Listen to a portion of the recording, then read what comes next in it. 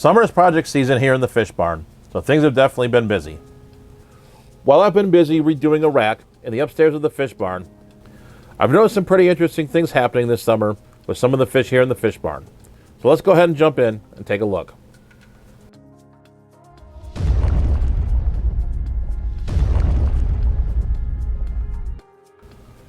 So let's go ahead and start with these Calamani Swordtails. I've had this group for quite a while, dating back to 2019.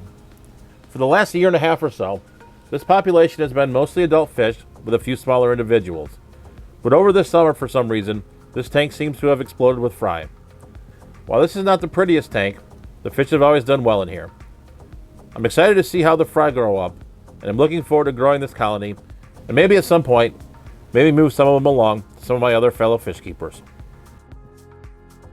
While working on the aforementioned rack project, I happened to look over at my Alatoka diazi and noticed something quite interesting. I caught one of the fish giving birth. The baby fish is still connected to its mother via its tropha tyaene, which functions similar to an umbilical cord with humans.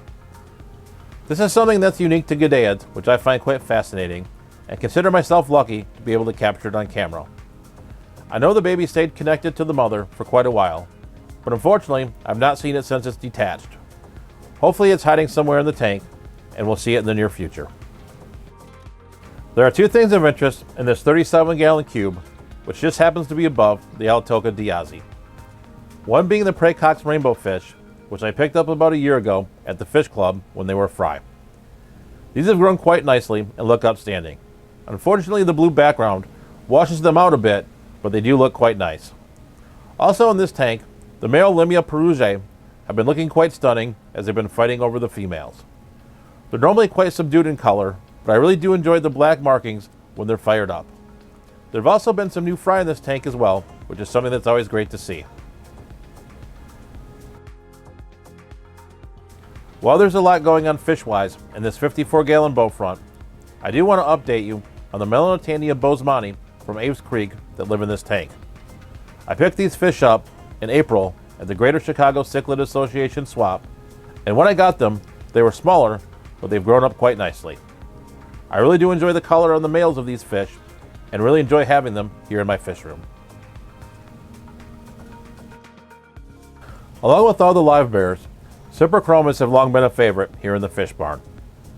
I've had these Cyprichromis now for almost exactly 2 years, having picked them up from Jason at Primetime Aquatics at the Greenwater Aquarium Society swap.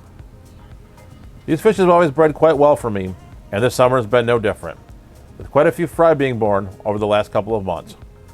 Like the bosemani rainbow fish we spoke of earlier, this is another fish I enjoy having in the fish room with its chilling behavior and bright colors.